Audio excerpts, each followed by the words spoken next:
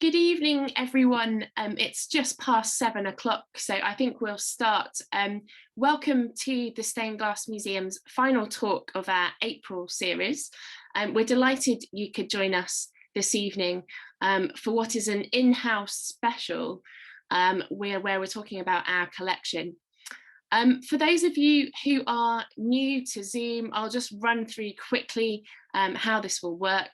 There is a chat function which you should see at the bottom of your screen if you're on a computer.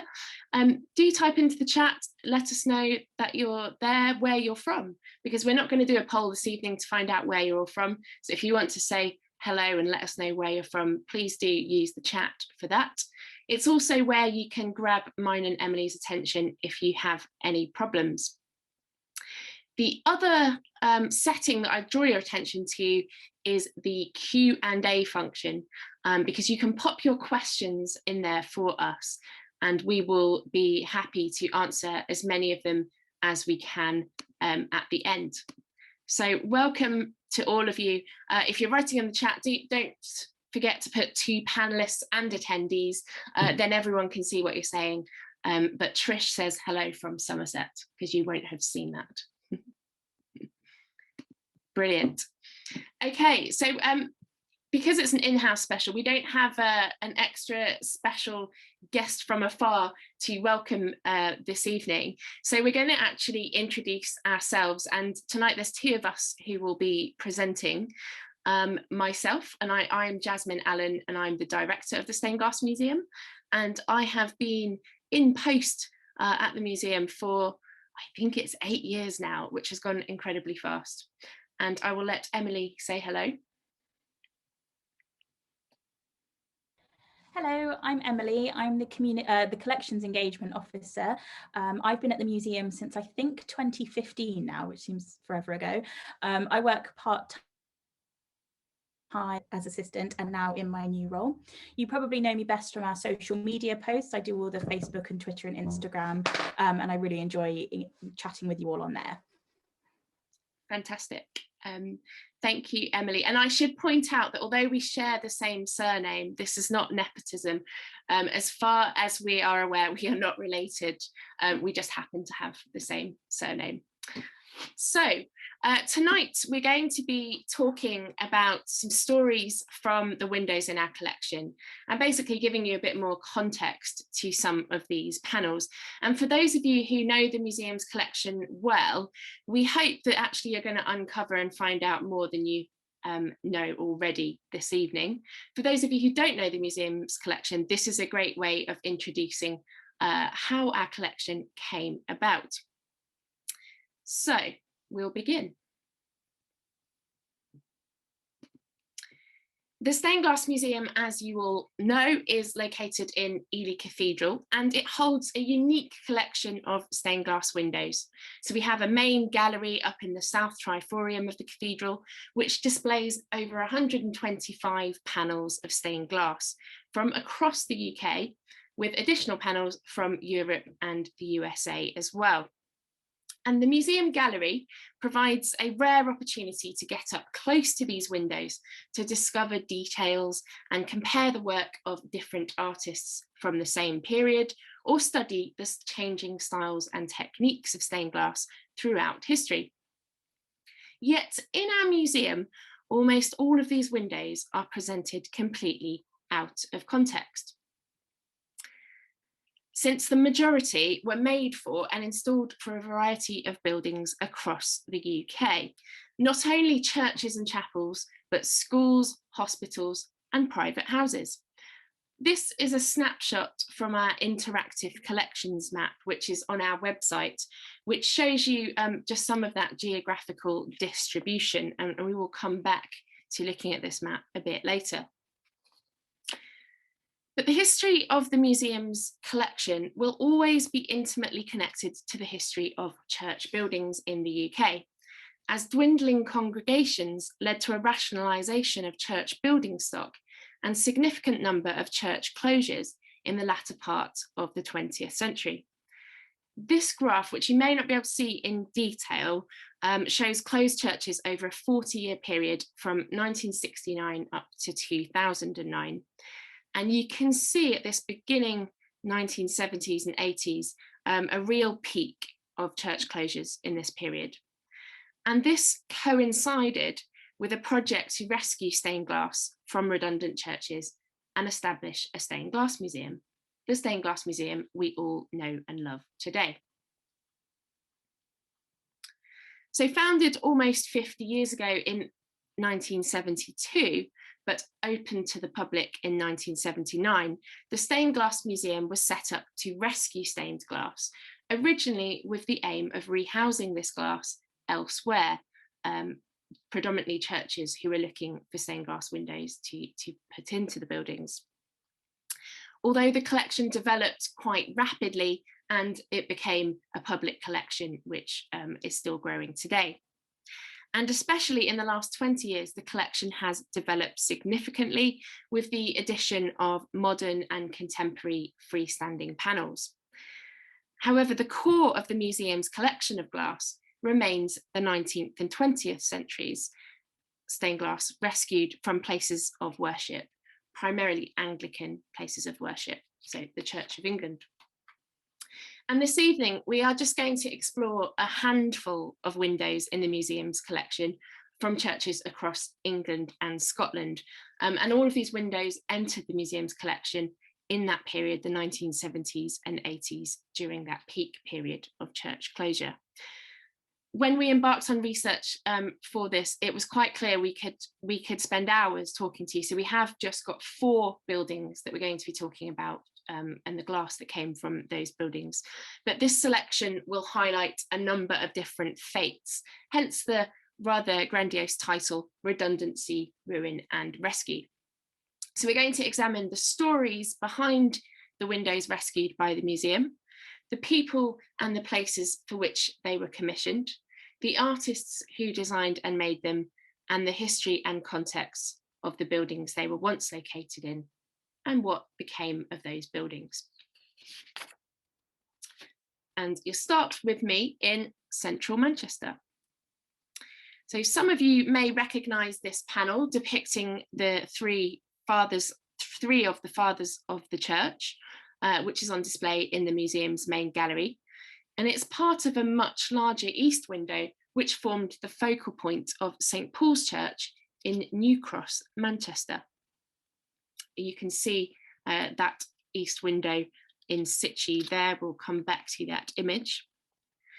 So this large, imposing church dedicated to St. Paul in New Cross was designed in the Gothic Revival style by John Aldred Scott, second son of Victorian architect George Gilbert Scott.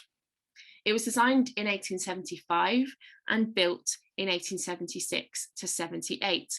And here is a photo from the late 1950s showing the church on the right there with a bank on the corner. Do take note of that bank on the left-hand corner because it will appear in some other photographs. St. Paul's Church was declared redundant in 1978, and in 1981, it was briefly used as a store and outlet for cut-price goods, before being completely demolished in 1984 to 85. The site is completely unrecognisable today, and actually where the church stood is now a car park, a not very attractive pay and display car park, as you can see in these images. So the bottom images show the site today courtesy of Google Maps, and the top show photos from the late 1950s and 60s. So you can see where the church once stood in this space where there is a car park, and it's here on the left. For those who don't recognise the name New Cross, because it's not really in common usage today, it was a district in the northern quarter of Manchester around the Oldham Road, Ancoat Street, Swan Street junction. That's this junction, and we're looking at this area.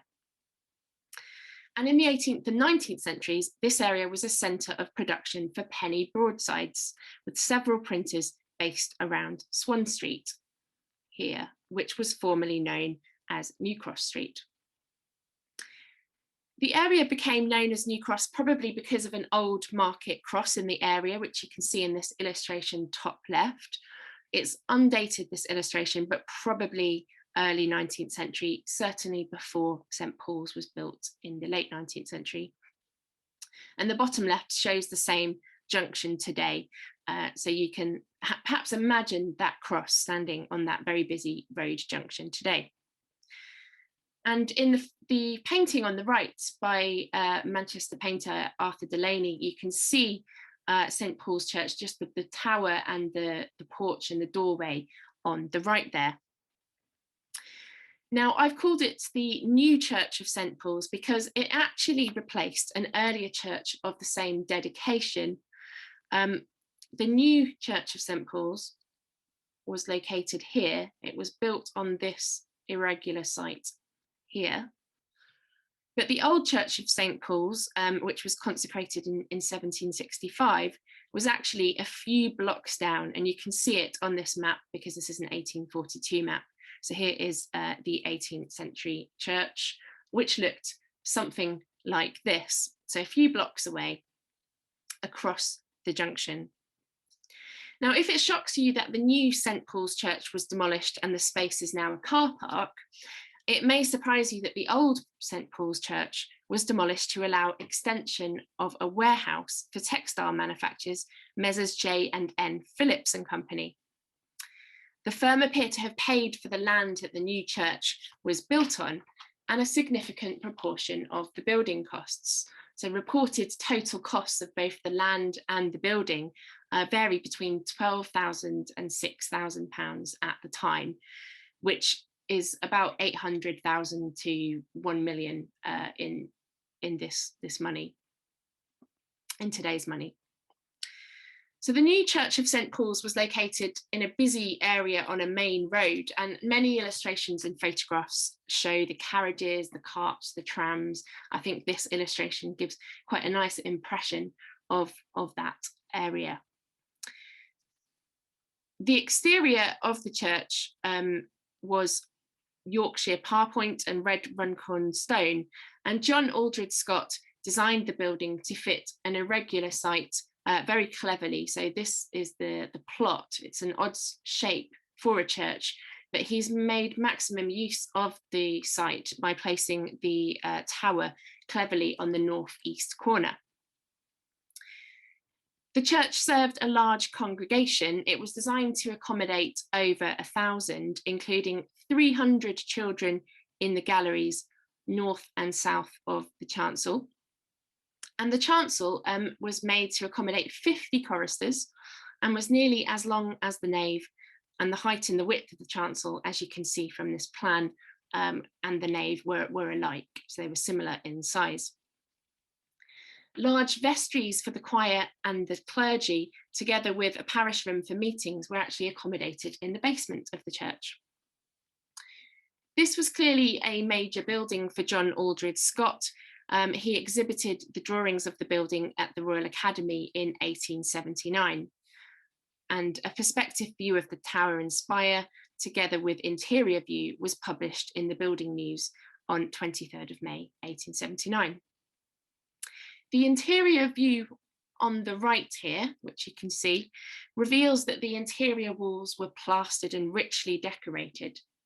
So there was likely stencil paintings, and you can see a painted inscription on the chancel arch there, which was actually 30 feet wide and 50 foot high, as well as some painting on the wooden ceiling.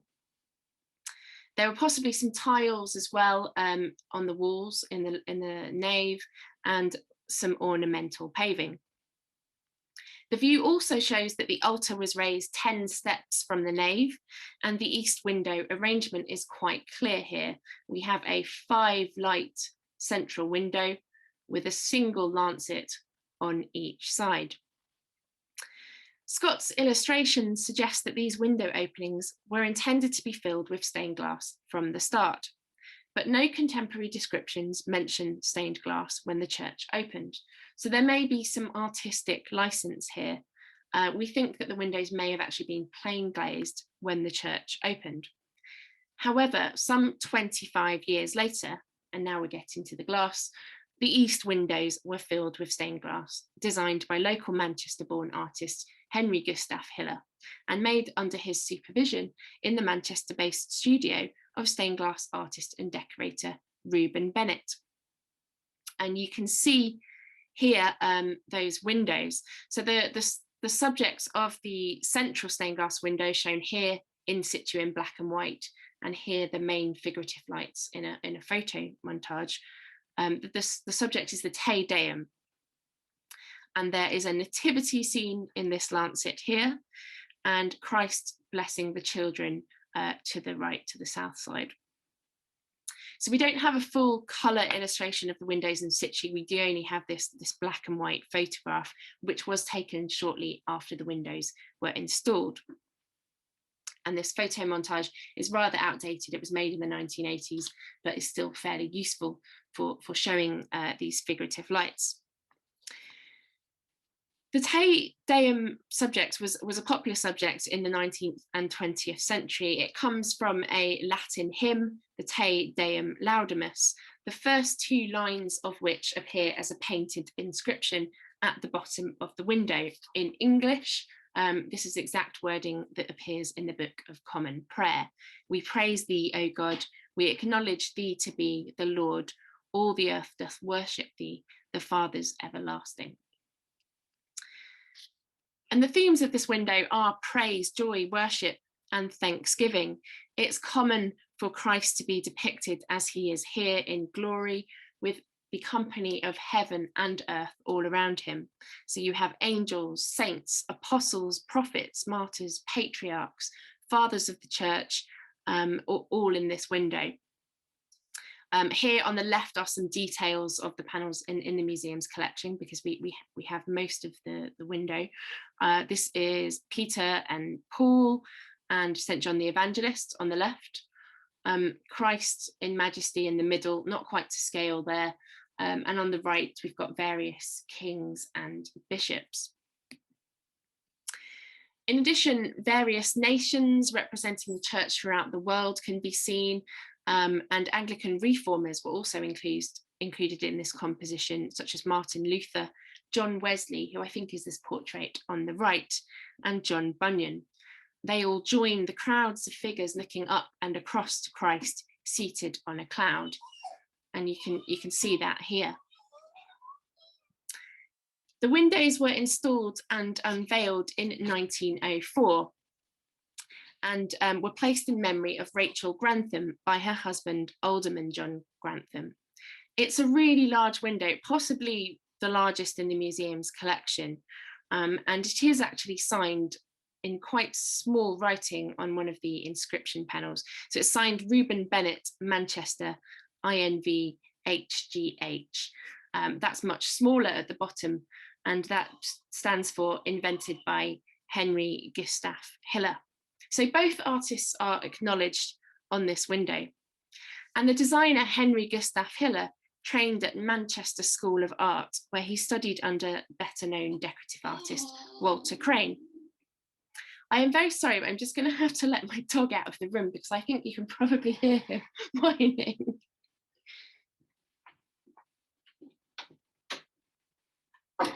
I didn't realise he had crept in. Apologies. The perils of talking at home.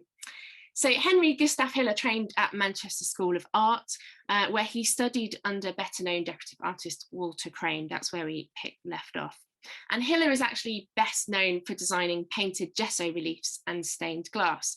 He was perhaps working from a studio in Liverpool around 1904 when this window was made. And he retired to Anglesey in 1940 and died in 1946. Reuben Bennett, who made the window, he was the stained glass maker. He was born in Ashton-under-Lyne, Greater Manchester, in 1848 or 49, and he was the son of a varnish and brush merchant. He founded his own firm around 1876 and is listed in the 1881 census as an artistic decorator. By the time this window was made, he was working from Mount Clifton Works in Old Trafford. And you can see actually this is a copy of a a letter from Reuben Bennett for cleaning the windows some years after they were put in, which is quite nice that he was engaged to do that work. When the Church of St. Paul's closed, the Board for Redundant Churches were keen to preserve what they called the remarkable east window. It was quite forward thinking of them to recognise it as such. But the local museums were not interested in acquiring the glass, which is when the Stained Glass Museum stepped in. The Board for Redundant Churches obtained a quote for removing the glass safely and reglazing all of the window openings. This, of course, necessitated erecting scaffolding and quite a lot of specialist skill. And the cost of that was actually over £2,000, which did cause some horror. But the costs of removal were actually eventually paid by the Manchester diocese. Of course, removing glass safely is a precarious job, and it's a theme that we'll come back to. And the tracery lights of the window, which you can see in this very bad scan of a folded photocopy on the left, the tracery lights are here shaded in blue. They were actually left in the building because it was feared that they would not be able to be safely removed. So the rest of the glass, around 40 panels in total, which included all of the figure panels from the main central window, as well as the two side lancets, came to the Stained Glass Museum. The glass arrived in Ely in 1982, just 2 years before the church was demolished, but only one panel has ever been placed on public display. And that is the panel that I showed you earlier, which in this diagram is just this panel here. And I'll pass on to Emily for our next one. Thank you. So from a little known regional studio working in early 20th century Manchester to a much better known figure, one of the pioneering female stained glass artists working under the influence of the arts and crafts movement. So this window that you see on screen is one painted by Mary Lowndes, and it's a copy of the well-known pre-Raphaelite painting by the artist William Holman Hunt. It's called The Finding of the Saviour in the Temple. It was made between 1854 and 1860. And it illustrates Jesus as a child, and he's debating the interpretation of the scripture in the temple with the learned rabbis. The image shows the moment that Jesus's mother and father find him in the temple after looking for him for 3 days.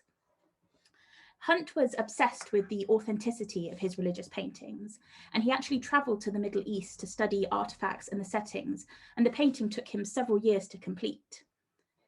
Mary Lowndes contributed significantly to the arts and crafts movement, first working under Henry Holliday, and then later at the Britton and Gilson studio.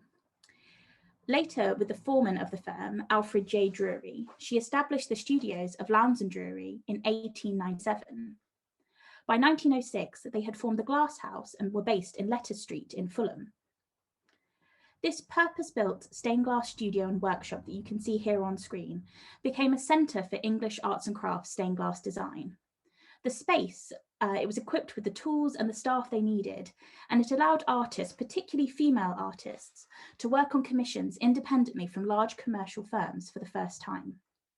It was during Mary Lowndes' time at the Glass House that she was commissioned to create her version of The Finding of the Saviour in the Temple in stained glass as a memorial window, which was then installed at All Saints Church in Oxford.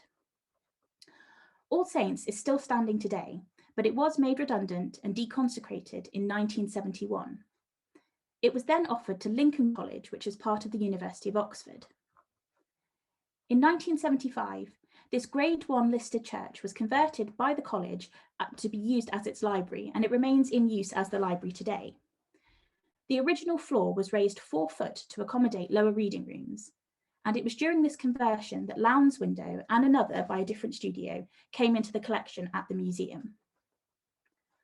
All Saints Church was designed in a classical style by Henry Aldrich, who was the Dean of Christ Church in Oxford. It was completed in 1718, and additionally, Nicholas Hawksmoor is believed to have designed the tower and the spire that you see here in the pictures. The new church actually replaced an earlier building dedicated to All Saints Church, which had been on the site since at least 1122. But the collapse of the church spire in 1700 destroyed most of the original building. A later appeal was launched to build this new church on the same site, and many notable individuals contributed funds, including the likes of Queen Anne, and then also several dukes, bishops, and lords of the time. The Aldrich Hawksmoor Church was completed by 1720 and could seat up to 350 people. The upper reading room of the library has this elegant plastered ceiling with shields of the major donors who contributed to this 18th century rebuilding. It was actually after the demolition of St. Martin's Church in Carfax in 1896 that All Saints Church, which is on the corner of Turl Street and the High Street, became the city's church and kind of merged St. Martin's and All Saints together. The library still has a full peal of 8 bells, which are rung regularly. And the church has a long association with Lincoln College because it was used as the endowment for the college from 1427 until 1871. The church is also served by chaplains who are usually fellows of the college rather than coming from within the diocese. The 2 windows which were removed from All Saints Church and rescued by the museum when it was converted into the library include Lowndes' copy of Hunt's The Finding of the Saviour in the Temple, which was made in 1910. And the other window was made by Morris & Co of Westminster, which is of course a different company to William Morris & Co, often they're confused. And it was made in 1930. It depicts the sower, which is another popular subject in the history of stained glass and religious painting. It was actually during the research for this talk that we discovered that the sower panel was made in 1930, not 1920 as we had originally thought, and only shows, it proves how useful this ongoing research is into our understanding of the current museum's collection. The offer of a 3rd window made by Clayton and Bell, entitled So Shall the Son of Man Be Lifted Up, was then declined by the museum. Both of these windows now in our collection are unusual in their horizontal format, each measuring about 2 meters wide by 1.5 meters tall. These kind of slightly shaky photos were taken by a parishioner in 1968 and show that the stained glass filled the middle section of these large, tall windows. We're pleased to have been able to track down these original images of the panels in situ as well, and this confirmed what we thought about their location. They have these central scenes with a wide border and rectangular, mostly plain quarries that have been enlivened with a sort of coloured pattern border around the wider window. When the rectangular windows that we have at the museum were removed, the architects instructed that their replacement panels be made out of similar 18th century glass quarries and the border design to be matched. Both the Finding of the Saviour panel and the Sower panel were memorial windows inserted into the 18th century decorative glass, following a 19th century alteration to the building. Lowndes' window originally came from the south window in 1910, and although it's not typical of her work, her name is clearly mentioned in contemporary reports, which document that this window was placed in memory of Geoffrey Payne, who died in October 1908, and Rupert Payne, who died in August 1910. These men were aged just 23 and 19 respectively, and they were both the sons of George and Octavia Payne of Oxford. By this time, Holman Hunt's painting was in the collection of the Birmingham Museum and Art Gallery. It had travelled the world on a series of successful exhibitions, and it was a well-known image. Furthermore, this Tractarian influence in Oxford had popularised the Pre-Raphaelite art. Not far away in Keble College Chapel, there was also a Holman Hunt painting entitled The Light of the World. This next window, the Sower window, is by Morris of Westminster, as we said. It was placed in the north window after 1932 at the expense of George Claridge Druce, who was an English botanist and mayor of Oxford between 1900 and 1901. Druce died in 1932 and left in his will £100 to All Saints Church for the production of a stained glass window with the inscription, bequeathed in memory of his mother, Jane Druce, who with George Claridge Druce, once mayor of this city, resided in this parish for many years. Druce was the illegitimate son of his mother. His mother lived with him during the latter years of her life until she died in 1892. In the history of stained glass, especially from the 18th century onwards, it's not uncommon for subjects and compositions to be first seen as oil paintings and then replicated in stained glass. But the horizontal format of Lowndes' large stained glass window is unusual. A contemporary article praised the general appearance of the window, noting that exception might possibly be taken to the border, a broad band of almost unrelieved white that scarcely harmonises with the old glass. But otherwise, Miss Lowndes has been quite successful in her efforts. In the figure work, conspicuously so, and in the faces of the chief priests and elders, so varying in their pose and expression, the feeling of intense eagerness and surprised wonder is strikingly apparent. When we compare the original painting that you can see on the top, we can see the white border is shown in the glass that Mary Lowndes has created and in the framed image, which has been replicated in the window. We don't know of any other copies of paintings on glass made by Mary Lowndes, and in many ways it's untypical of her work. The subject must have been chosen by the donors, but it makes it a more interesting example of her work and shows the influence of the Pre-Raphaelites more generally. So from Oxford, we move up north to Scotland, where this beautiful kneeling angel panel, which you can see on display at the Stained Glass Museum, originated. The panel came from the Trinity Congregational Church in Claremont Street, Glasgow. This 1867 Victorian Gothic church was designed by the architect John Honeyman. It's still standing today, but was converted for use as a concert hall by the Royal Scottish National Orchestra in 1979. The 79 redesign of Trinity Church gave the orchestra a permanent home of its own. The church was renamed the Henry Wood Hall and was the main base, as well as the rehearsal and recording studio for the orchestra for over 30 years, until just a few years ago.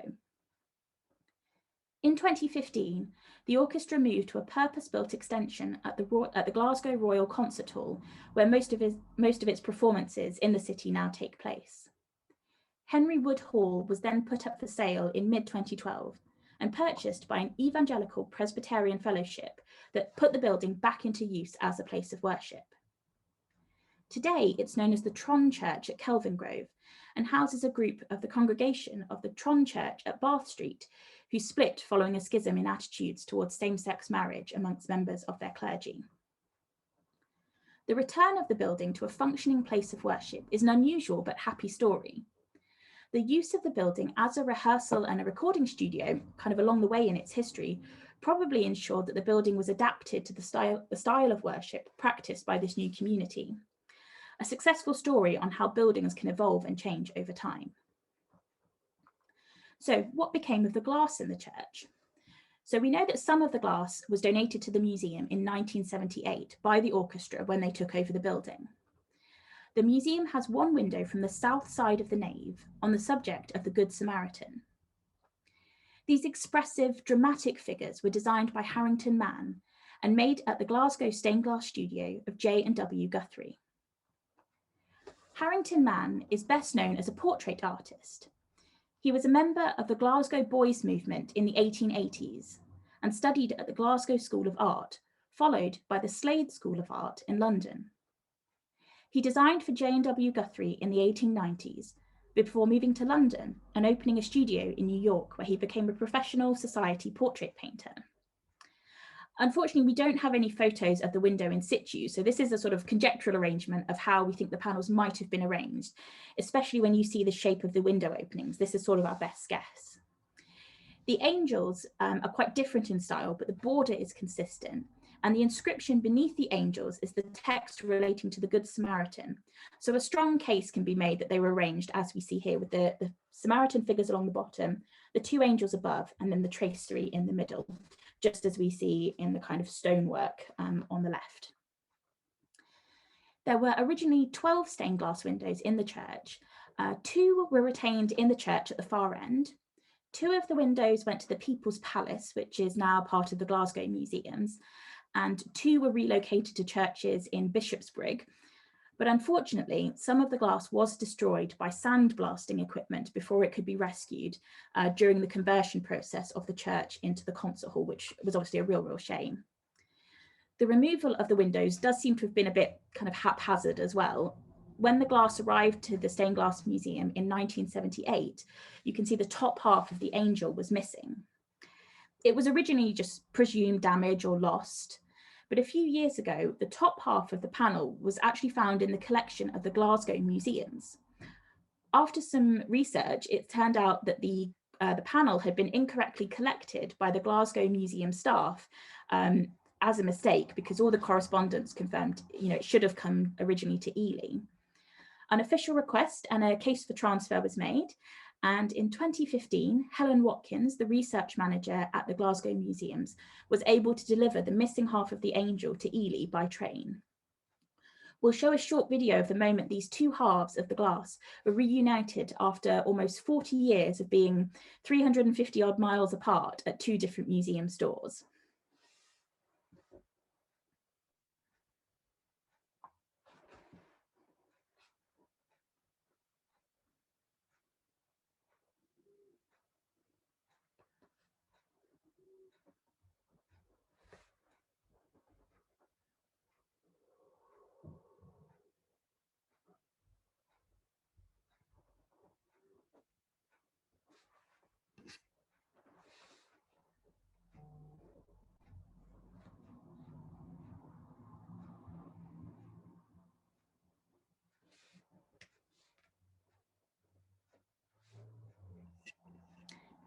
And I'll pass back to Jasmine.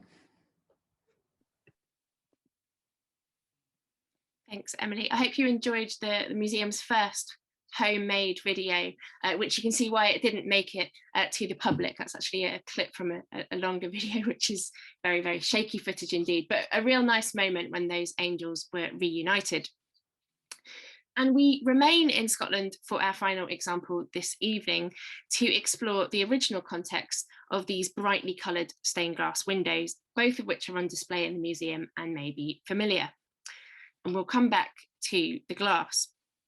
Both these panels come from Trinity Church, Irvine, which sits on top of the Mizar Hill in Irvine in Ayrshire. Trinity Church was designed by architect Frederick Thomas Pilkington of Edinburgh in the Venetian Gothic style. You can see some of the polychrome banded stonework of the church, especially in the spire. It opened on the 29th of December 1863, although the 170-foot tall spire was not completed until 1869. But when opened, it was described by a local newspaper as the most truly beautiful structure in the west of Scotland. Shortly after opening, the church was glazed by local Edinburgh firm Field and Allen. Come back to that. It's a United Presbyterian church which accommodated 750 worshippers, and all the pews face the pulpit, and I'll show you a photo of that just in a moment. Upon the union with the Free Church of Scotland, the church became a Trinity United Free Church, and upon the union with the Church of Scotland, it became known as Trinity Church. It was a church until it closed in 1966. Most of the glass appears to have been removed in 1976 when the church was derelict, and it was briefly used as a community centre in the 1990s.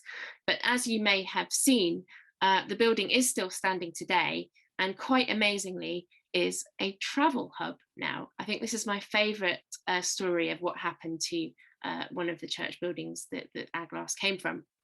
So if you're in Scotland and you're in Ayrshire, do go to Irvine, because you can go to see the church and hire a bike and learn about where the walking routes are in the area. So it's a hub for travel in the local area. And it was derelict for a number of years before it was redeveloped for that use between 2009 and 2014. A lot of funding, restored in stages. There's a quite nice story on the website if you want to read more about that. The travel hub eventually opened in 2019, so fairly recently.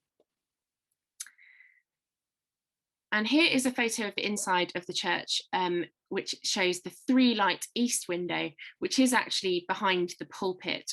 It looks a bit like a very wide altar, but this is actually a pulpit. And you can see the pews arranged around the pulpit as I described. So this east window above the pulpit depicted the Beatitudes, the 8 blessings recounted by Jesus in the Sermon on the Mount. And it's a fairly unusual subject for stained glass. Here's a slightly better photograph of the window. And it's very significant, this window, because it's a very early, perhaps the earliest example of Daniel Cottier designing for stained glass. Made in 1864, 2 Cottier's designs by Field and Allen of Edinburgh and Leith, where Cottier began his career as a chief designer. He later went on to found the big firm Lyon and Cottier in Sydney, Australia, which was really, really internationally significant and certainly contributed to what we call the aesthetic style in stained glass. The glass from the east window was entirely removed along with some of the other windows, but only one complete panel from the window made it to the Stained Glass Museum, and that's the image on the right, which shows the parable of the Pharisee and the publican. In that parable, 2 men go to the temple to pray. One is a Pharisee, the other is a publican or a tax collector. The Pharisee goes into the temple to pray and says, "Thank God I am not a tax collector. I pay my tithes and I fast on this many days." And the tax collector stood at a distance, beat his breast and said, "God have mercy on me, I'm a sinner." And Jesus's parable is that the tax collector is the one who's most just in the eyes of the Lord. Now, I tell that story because I don't think it's very easy to read from this panel, actually. The figure in a cloaked hood of kind of shame, walking away, beating the breast, is said to be the tax collector, and the other is the Pharisee leaving the temple. We're open to other interpretations, but that certainly matches up with some of the descriptions of the glass. The glass itself, although designed by Cottier, who went on to be a very important figure in stained glass, not only in Scotland but internationally, is very interesting because it's quite crudely made by Field and Allen, and the design is actually rather clumsy, I think.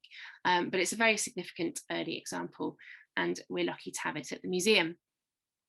The rest of the east window, who knows what happened to that, because we have these other little bits on the left here, but I've never seen any of the other panels from the window. Perhaps there is some in Glasgow Museum store, but it's certainly not on their collection search, so we need to find out more about that.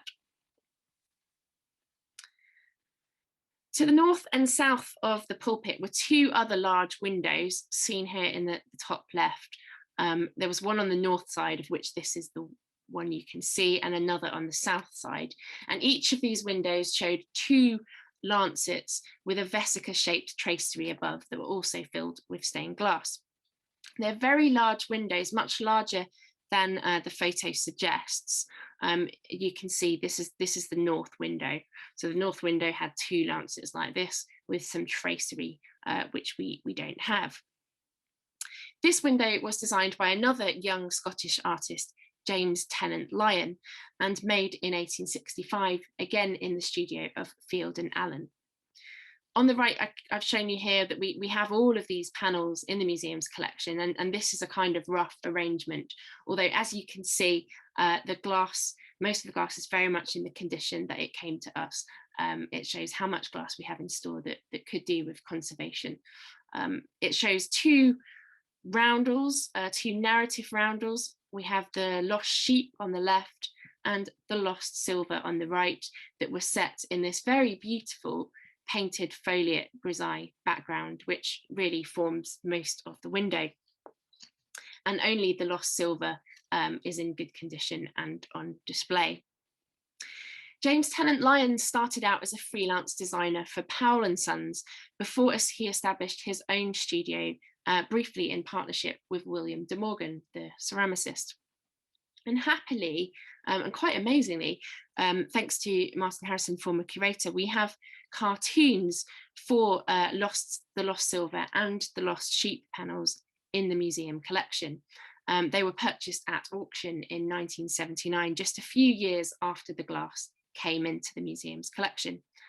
You can see these cartoons, which are the full large-scale drawings for the glass next to the actual glass here. It's a really rare opportunity actually to be able to compare the artist's original design with the cartoon to the actual glass, and they are very, very close. The main difference is probably the colour of the glass, which is slightly stronger in colour than the actual cartoon suggests, although the watercolour may be faded, and also this design is reversed. We only recently discovered that the Vesica tracery panel from this window remains in situ in the church. We don't have a photo, but that's what it kind of, the arrangement would look like. And here it is.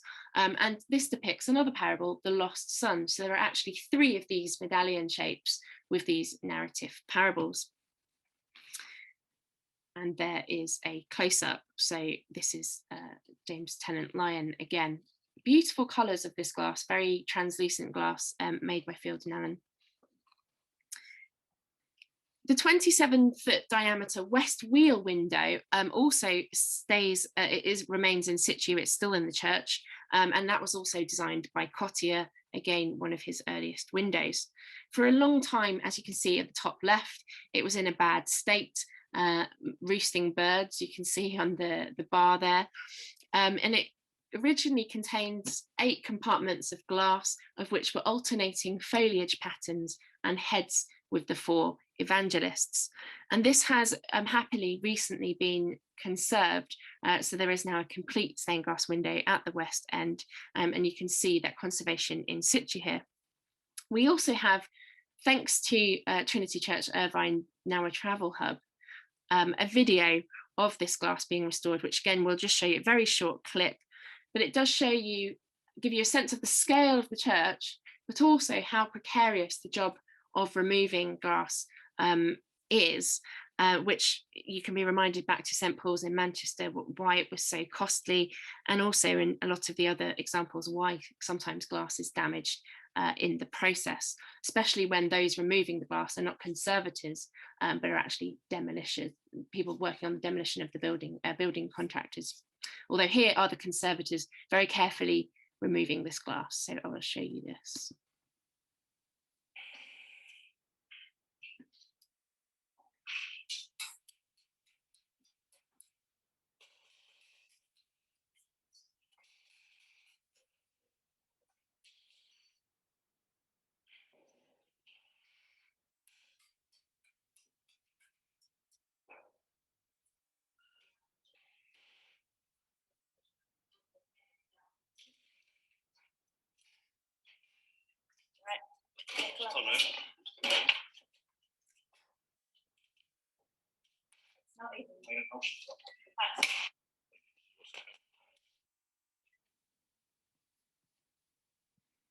There we go, a nice smile at the end there, the conservator pleased that it came out in one piece.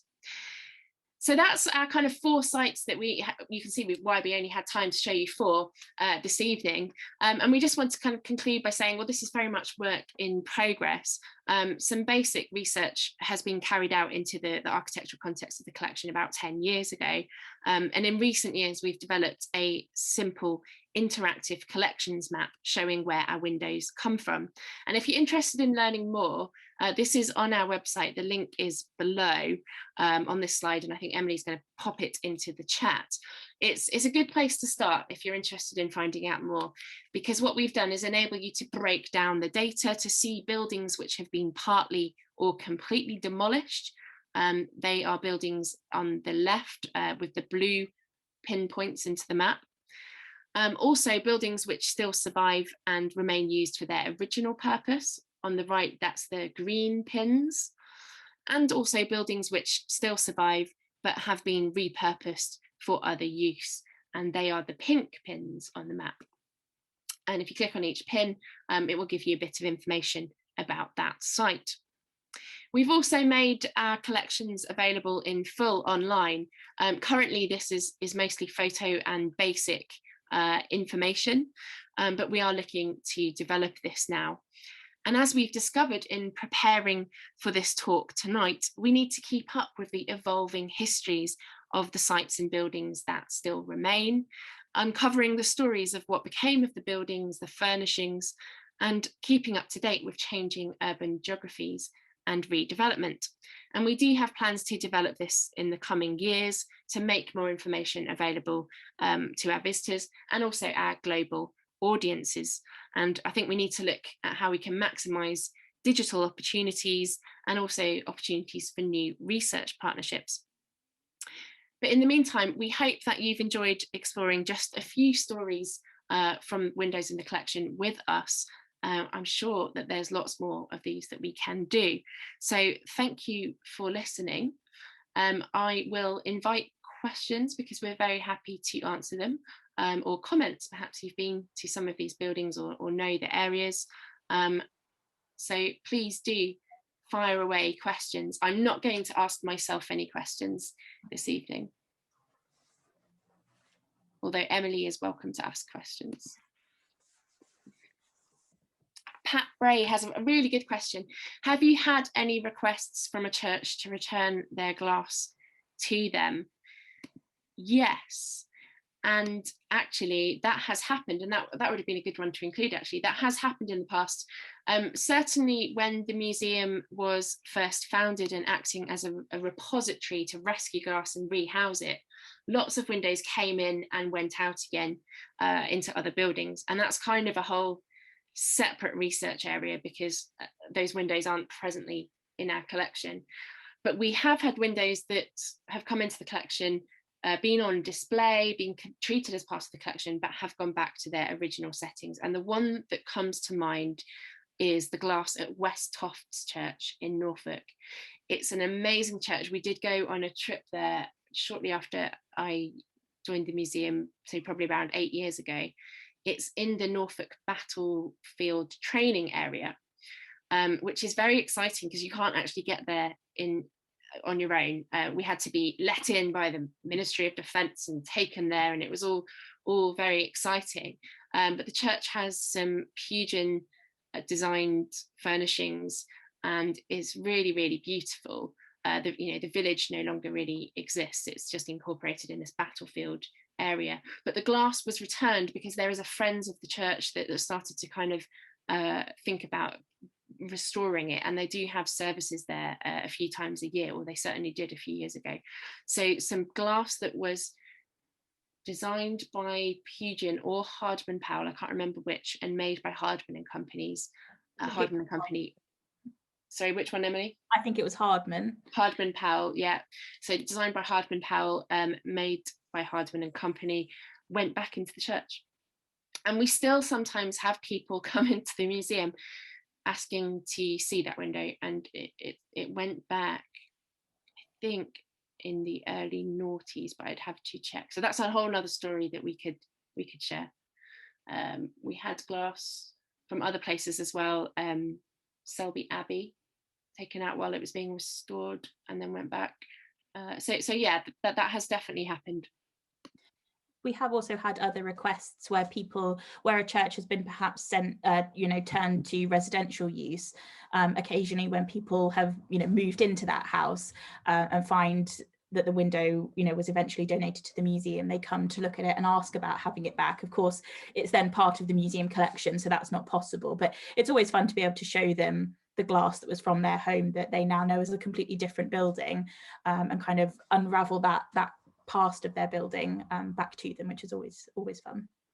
Yeah, Emily makes a good point there, which is to mention that because we are an accredited museum, we don't just give the glass back if someone asks. The West Tofts glass, that had to go through various committees and decisions, because once glass is part of a museum collection, or any object part of a museum collection, it is very difficult to dispose of it. That is the word that is used by museums. Even if it's being rehomed, it's still called disposing, which is just the term that it's used. But there are various procedures that one needs to go through, and it doesn't happen for any reason. Unfortunately, you can't come and request anything to come back. I'm sure you weren't thinking of doing that though. David asks, is there any danger that the museum might turn glass away for lack of storage space? Again, these are very good questions. Yes, there is.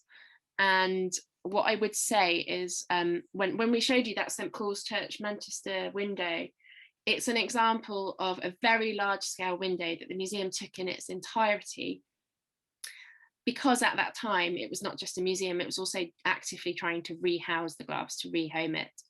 Nowadays, it would be hard for me to persuade the board of trustees and our acquisitions advisors to take on a very large scale window like that, because we know we wouldn't be able to display it all. There is obviously an argument for taking it on and storing it and making it available, and I should say that all of our glass in store is generally available to see by prior appointment. But the costs and practical difficulties of the space that it takes up does mean that we have to really think about that. Plus, as you will know, if you're a friend of the museum, we have had to buy new storage racks recently to kind of make more space, and there is only so much space in our current building. And museums and space is a kind of ongoing thing, but every museum doesn't have enough space.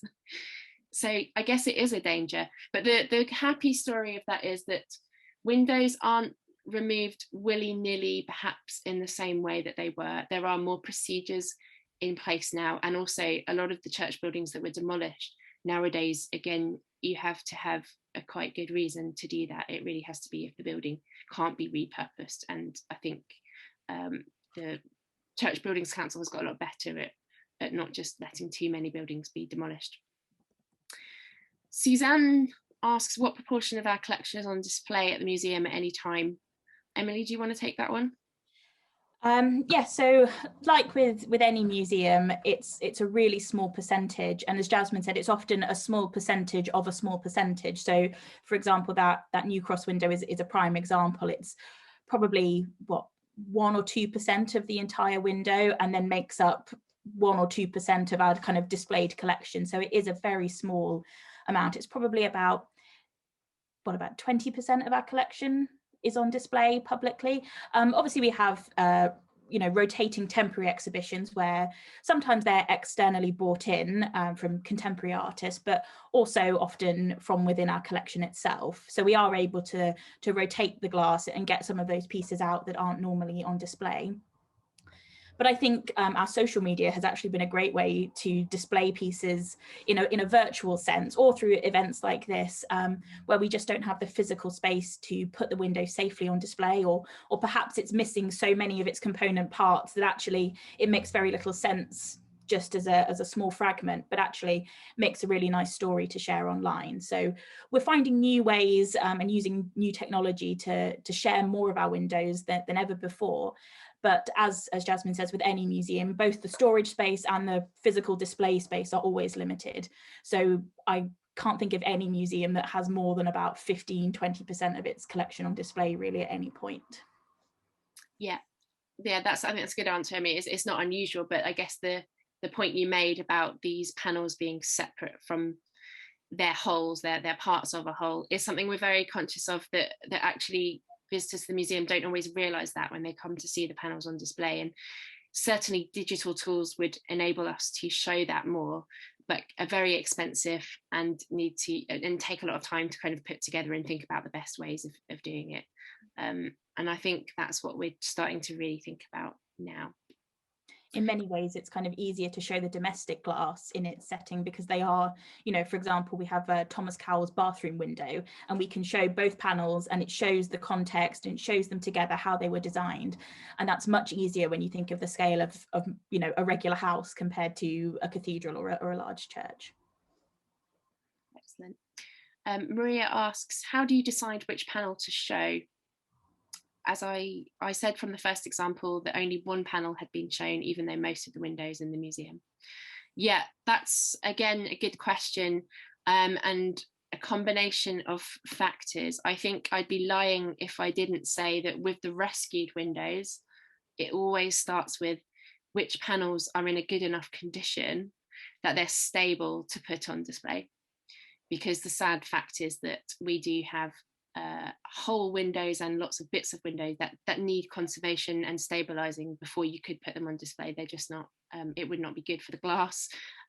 We wouldn't want to do that. Also, we don't want to have a gallery of broken windows. So certainly condition, but obviously within that, we also try and select a representative panel that gives a kind of sense of the the designer's work or the subject matter. So we look at all of those things. So there's a bit of kind of artistic attractiveness, if you like, the kind of curatorial sense of the context, but I have to say also the condition. Jill says, you said in one of the examples that 2 windows were accepted by the museum and a 3rd rejected, and that was from All Saints, Oxford. What criteria do you use when deciding whether or not to accept glass into the museum? Another good question. Now that criteria is quite clear because we have a very firm collections development policy, which states what we are there to do, what our collection is there to do, and what priority areas we have for collecting. So recently a priority area has been contemporary glass from the 1980 onwards, and we've done quite well in deliberately trying to acquire glass from that period. Back in the 70s and 80s, it's still a little bit unclear to me, and I think sometimes it came down to what people saw as significant, although you can debate significance in lots of different ways. That said, Martin Harrison's curatorial eye is to be praised because he rescued windows that most people would not have recognised as significant because they just dismissed it as Victorian glass, and actually he acquired some very significant examples. And that Lowndes window, which is a copy of a painting, we tried to show that, yes, it's a copy of a painting, so it's not really a very typical Lowndes work, but actually it's more interesting in a way because of that. And he recognised that at the time. The window that wasn't accepted from that church was a Clayton and Bell window, which I think was probably one of the ones in that shaky photograph of the church interior. And all I'd say is, I guess Clayton and Bell glass of that period is quite widespread. So it wasn't as unique or individual, and maybe that was why that decision was made. But I mean, that's just guessing because I wasn't there at the time.